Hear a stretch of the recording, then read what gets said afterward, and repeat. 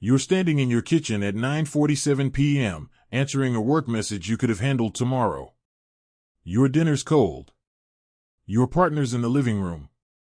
You tell yourself, it's just 5 minutes, but you've said that 3 times tonight. You call it being helpful. The exact sentence to use the next time someone asks for something that costs you more than you want to admit is this: I can't commit to that right now. You send it. You don't explain. You don't apologize. You don't soften it. For the next 10 minutes, your body feels strange. A little tight. A little exposed. Then something else happens. Your shoulders drop. The room feels quieter. You realize nothing exploded. No one punished you. The world kept spinning. Educational content inspired by classical Stoic texts. Not medical, psychological, financial, or legal advice. This won't turn you into someone cold, but it will keep you from disappearing inside your own generosity. Here's the pain: you pride yourself on being kind. You answer fast. You say yes quickly. You step in before anyone else does. And yet, privately, you feel used. Not dramatically abused. Not obviously exploited. Just tired. A low-grade resentment you don't want to admit because it sounds ungrateful. This is costing you energy you don't get back. It's costing you to focus on your own goals. It's costing you respect, sometimes even from yourself. In this episode, you're going to learn how to spot the exact moment when giving turns into self-betrayal. You'll see how to protect your time and priorities without turning rigid or harsh. And you'll practice staying generous without sacrificing your own stability. If you want steady tools that help you stay grounded under pressure, subscribe now. Subscribe for calm, practical tools that help you respond instead of react. First, you'll see where your kindness quietly crosses into self-neglect. Next, you'll learn how to insert one small pause that protects your energy. Then, you'll understand how to communicate limits without triggering power struggles. Finally, you'll walk through a real-life moment where your old pattern almost wins, and how you stay steady anyway. Later, we'll step into a situation where someone pushes back hard when you stop overgiving, and you'll see exactly how to hold your ground without becoming the villain in your own story. You're at your desk on a Wednesday afternoon. Slack pings. A coworker asks if you can quickly look over something before their 3 p.m. meeting. You're already behind on your own deadline, but you type back, "Sure, send it." You tell yourself you're being a team player. 40 minutes later, you're stressed, your own work untouched, and you're irritated at them for asking, even though they didn't force you. Here's the microscript that changes this pattern: I want to help, but I can't take this on today. That's it. No paragraph. No over-explaining. No emotional cushioning. Why this works is simple and physical, not theoretical. When you say yes automatically, your body tenses before your mind catches up. You override your own capacity signal. The script slows that override down. It acknowledges goodwill, "I want to help," while still honoring a limit, "I can't take this on today." You're not rejecting the person. You're defining your availability. Most self-neglect doesn't start with big sacrifices. It starts with micro-yes. 5 minutes here. A small favor there. A no problem when it actually is a problem. Over time, those micro-yes stack into chronic depletion. In North American work culture especially, fast responsiveness is often rewarded. You answer quickly, you're seen as reliable. You step in often, you're seen as committed. But reliability without boundaries quietly trains people to expect access to you on demand. Here's the friction: what if they think you're not a team player? What if your boss notices you're less available? What if your partner says you've changed? Notice what's happening in those thoughts. You're predicting social punishment. You're assuming that one clear boundary will erase all the goodwill you've built. That's rarely true. Try this tiny action today. Before saying yes to any non-urgent request, insert a 60-second delay. Don't respond immediately. Look at your calendar. Look at your energy. Ask yourself one question: if I say yes, what am I saying no to? That question alone shifts the frame. Kindness is no longer abstract. It becomes a trade-off. If you help them, maybe you lose your workout. Maybe you delay your own project. Maybe you sacrifice rest. You're allowed to see the cost. Now take a slow breath. Inhale through your nose. Feel your ribcage expand. Exhale longer than you inhale. Let your shoulders drop. Then choose deliberately. This is where Stoic thinking quietly supports you. You're responsible for your choices, not for managing everyone else's expectations. When you confuse the two, you drift into self-neglect disguised as virtue. There's a difference between generosity and self-abandonment. Generosity is chosen. Self-abandonment is automatic. Imagine a friend calls on Sunday night, venting for the third time that week about the same issue. You're drained. You have an early Monday. Instead of answering immediately, you let it ring once more. You text, "I care about you. I can't talk tonight, but I'm free tomorrow after 6. That's not cruelty. That's structured kindness. The forward pull here matters. If you don't master this small script, the pattern escalates. You start giving in bigger ways. Covering shifts. Lending money. Taking on emotional labor that isn't yours. And each time, you feel a little more resentful and a little more ashamed for feeling resentful. When you learn to say, "I can't commit to that right now," early and calmly, you prevent the explosion later. You don't need a dramatic boundary speech. You need a steady filter. Kindness becomes clean when it's voluntary. And that cleanliness is what protects your energy for the moments when you truly want to give. Because the goal here isn't to give less. It's to give without disappearing. Your sister asks if you can host Thanksgiving this year. You hesitate. You know what hosting means: shopping, cleaning, cooking, coordinating schedules. You're already stretched thin. But everyone is looking at you over FaceTime, waiting. You laugh and say, "Yeah, I can make it work." The mistake isn't hosting. The mistake is agreeing from pressure instead of clarity. You tell yourself you're keeping the peace. You tell yourself it's easier to do it than to argue. But later that night, lying in bed, you feel tight in your chest. You're not excited. You're resentful. And you don't want to admit that resentment, because it clashes with your self-image as the nice one. This is where the correction comes in: separate kindness from compliance. Here's the rule: if your yes comes from fear of tension, it's not generosity, it's avoidance. And here's the script that restores balance: I need to check my schedule before I commit.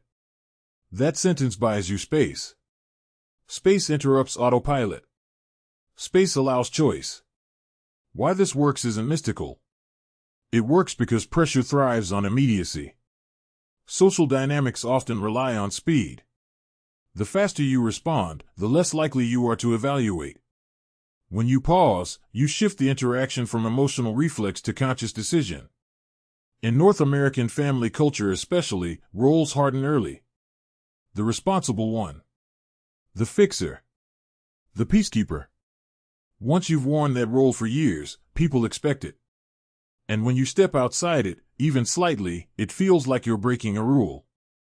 But notice something important: the rule was never written down. It was reinforced through repetition. When you say, "I need to check my schedule," you are not rejecting the request. You are rejecting the urgency.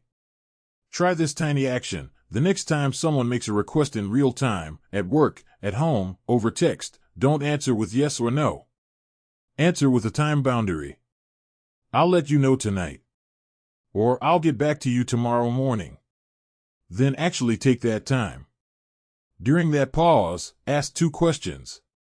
Do I have the capacity? Will I feel clean about this decision tomorrow? That second question is powerful. Clean means no hidden resentment. No quiet scorekeeping. No inner narrative of "after all I do for them." Now let's interrupt the pattern for a second. Take one slow breath in. Feel your feet on the floor. Feel the weight of your body in the chair. You are allowed to have limits. That sentence alone might feel uncomfortable. If it does, that's the old pattern surfacing. Another common mistake is believing that boundaries create power struggles. In reality, unclear boundaries create power struggles. When you say yes while meaning no, your tone changes later. You become short, sarcastic, passive-aggressive. The conflict doesn't disappear. It mutates. Clarity early prevents explosion later. Imagine your coworker asking you to stay late again. Instead of forcing a smile and saying, "Sure," you say, "I can stay 20 minutes, but then I need to leave." That's a correction in real time. You're not withholding help. You're defining the container. And here's why this matters later. If you don't practice this mid-level correction now, the only boundary you'll eventually know how to set is a dramatic one. You'll cancel plans abruptly. You'll snap. You'll withdraw entirely. People will say you changed overnight. But you didn't change overnight. You just reached your limit. Small, steady boundaries prevent large, explosive ones. When your kindness is conscious, it builds respect. When it's automatic, it builds expectations. And expectation without clarity slowly turns into entitlement. You are not responsible for maintaining an image of endless availability. You are responsible for your choices. The moment you learn to pause before committing, you stop training people to assume access. And you start teaching them, calmly, consistently, how to treat your time and energy. That's not selfishness. That's stability. There's a myth that if you start protecting your time and energy, people will accuse you of being selfish, and that accusation means you've done something wrong. That belief keeps you trapped. The truth is this: when your kindness has been unlimited for years, any new limit feels like a withdrawal to the people who benefited from it. The myth says, if they're upset, you must be. The correction says, discomfort is not proof of wrongdoing. Here's the clear instruction: when you set a boundary, do not over-explain it to make the other person comfortable. And here's the script: that doesn't work for me. Notice what's missing. No apology. No detailed justification. No emotional cushioning. The stakes are simple. If you explain too much, you invite negotiation. And negotiation often turns into a subtle power struggle. The other person begins picking apart your reasons. But it's just this once. But you always do it. But you're better at it than anyone else. Now you're defending your needs instead of standing in them. Let's stress test this. You're at work. Your manager drops a quick favor on your desk at 4:45 p.m. You already have your own deadline. In the past, you would sigh internally and say yes. Then you'd stay late, annoyed, telling yourself this is just what reliable people do. This time, you say, "I can start this tomorrow morning. I won't be able to get to it today." There's a pause. Your manager looks surprised. Maybe slightly irritated. Your nervous system spikes. Your old pattern wants to rush in and soften it. Unless it's urgent. If you really need it. I can try. Slow practice moment. Feel your breath. Inhale slowly. Exhale longer than you inhale. Keep your tone neutral. Keep your body still. You are not attacking. You are not refusing to contribute. You are placing the task inside reality. Boundaries that don't turn into power struggles are boundaries delivered without emotional charge. If you sound angry, people respond defensively.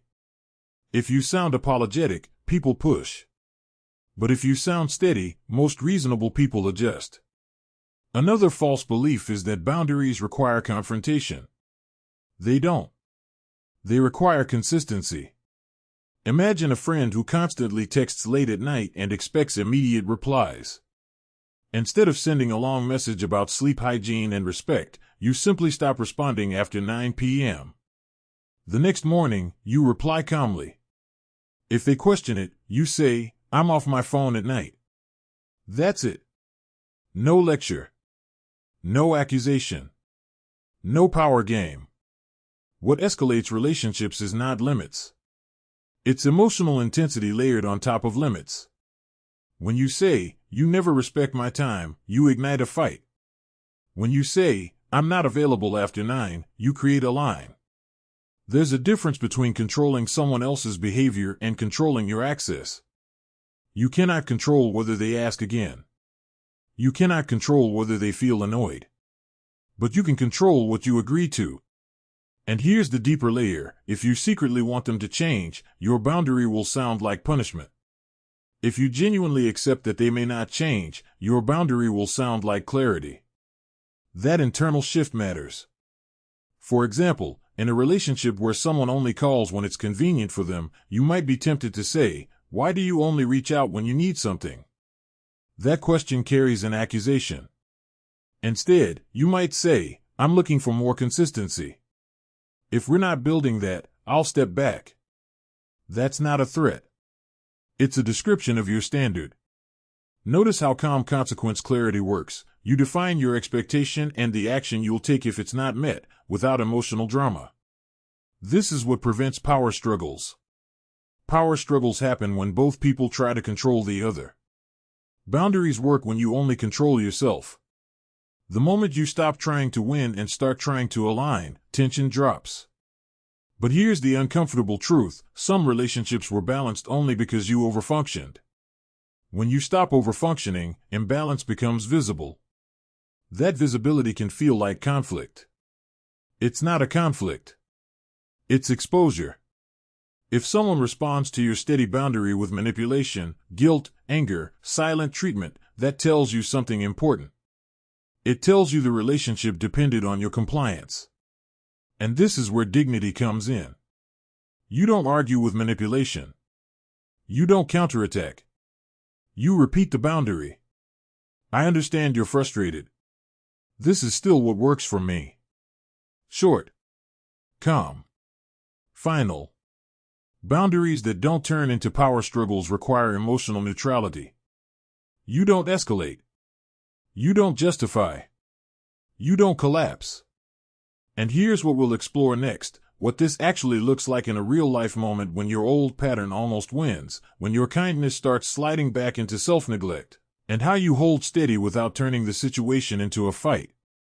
You're standing in your kitchen at 7:40 p.m., staring at your phone while pasta water boils over. Your sister's name lights up the screen. Again. You already know what this is. She needs help finishing a presentation for work. It's due tomorrow. It's always due tomorrow. And you're the reliable one. The calm one. The "you're so good at this stuff" one. You feel that familiar split inside you. One part says, "Just help her. It'll only take an hour. Be kind." The other part says, "You haven't eaten. You haven't rested. You still have your own work to finish." You answer anyway. Within 2 minutes, she's venting. Within 5, she's screen sharing. Within 10, you're rearranging her slides while your dinner goes cold. You tell yourself it's fine. But your jaw tightens. Your shoulders creep toward your ears. You're not angry at her. You're angry at yourself. This is the moment where kindness becomes self-neglect. Old pattern: you overfunction quietly, then resent privately. Tonight, you try something different. You pause mid-sentence and say, "I can give you 15 minutes right now. After that, I need to step away." There's silence on the other end. "What?" "It won't be long," she says. Your chest tightens. You want to backtrack. You want to say, "Never mind, forget it, I'll stay." Slow practice moment. You inhale slowly through your nose. You let your exhale last a second longer than your inhale. You place your feet firmly on the floor. You repeat, calmly, "I can do 15 minutes tonight." You're not criticizing her. You're not accusing her of always being unprepared. You're not lecturing her about boundaries. You are controlling access. She sighs. "Okay, fine." For a moment, guilt floods in. It feels like you failed some invisible kindness test. But you stay. You help her tighten the opening slide. You clarify her main argument. You suggest one stronger closing sentence. At minute 14, you say, "Okay, that's my time." You expect a fight. Instead, she says, "Thanks. I'll finish the rest." You hang up. The pasta is overcooked. The kitchen is messy. But something inside you is steady. This isn't triumph. It's an adjustment. Your old reaction almost won. You almost surrendered your entire evening to avoid discomfort. But you didn't escalate. You didn't over-explain. You didn't turn it into a power struggle. You simply limited your availability. And here's the subtle shift: you were still generous. Boundaries don't mean withholding all help. They mean helping without abandoning yourself. Later that night, she texts, "Presentation went well. Thanks for your help." Notice what didn't happen. She didn't cut you off. She didn't explode. She didn't accuse you of being selfish. The catastrophe your nervous system predicted didn't materialize. But even if it had, your boundary would still stand. Because the real change wasn't her reaction. It was yours. Now let's look at the internal layer. When you first limited your time, you felt guilt. That guilt is the residue of a long habit, equating availability with worth. If I'm not endlessly helpful, I'm less lovable. That belief is quiet but powerful. When you set the 15-minute boundary, you challenge that belief in real time. You prove to yourself that you can care and still stop. That's dignity. A few days later, she calls again. Same urgency. Same last-minute tone. This time, you say before she even starts, "I have 20 minutes. No apology. No long preface. Just clarity. She adjusts faster this time. She gets straight to the point. The dynamic shifts slightly. Not because you demanded respect, but because you modeled it. And here's the part most people miss: boundaries that don't turn into power struggles are repetitive. 1 calm limit is good. 5 calm limits create a new pattern. Your kindness doesn't disappear. It becomes structured. Instead of rescuing, you support. Instead of absorbing stress, you contain it. Instead of staying until you're depleted, you leave while you're still steady. There will still be moments where the old reflex flares up. When someone sounds overwhelmed. When someone calls you their lifeline. When someone says, "You're the only one I can count on." That language hooks you. But now you have a filter. You ask yourself, am I giving from strength or from fear? If it's fear, fear of disappointing, fear of conflict, fear of losing connection, you slow down. You don't attack. You don't justify. You choose a limit that protects your energy. In this story, nothing dramatic happened. No shouting. No ultimatums. No relationship collapse. Just a small line drawn calmly. And that's the point. The most powerful boundaries are often quiet. They don't win arguments. They prevent them. They don't prove who's in control. They show that you are. At the core of all of this is one distinction: reacting from guilt versus responding from self-respect. When your kindness becomes self-neglect, you are not actually choosing generosity. You are reacting to discomfort. You are trying to silence guilt, avoid conflict, or protect your image as the reliable one. That reaction feels noble on the surface, but inside, it leaves you scattered, drained, and quietly resentful. Responding is different. Responding means you pause long enough to ask, "Can I give this without betraying myself?" If the answer is yes, you give freely. If the answer is no, you adjust the terms. You stay intentional instead of automatic. You stay steady instead of overextended.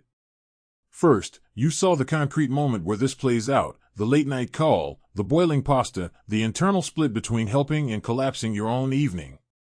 You recognize the direct discomfort, that you often overfunction quietly and resent privately. Then you interrupted the pattern with one simple boundary sentence: I can give you 15 minutes right now. Not a lecture. Not a justification. Just a limit. Next, you understand why that works. Limiting time limits emotional bleed. When you define the container, you stop open-ended giving. You saw how repetition, not intensity, changes dynamics.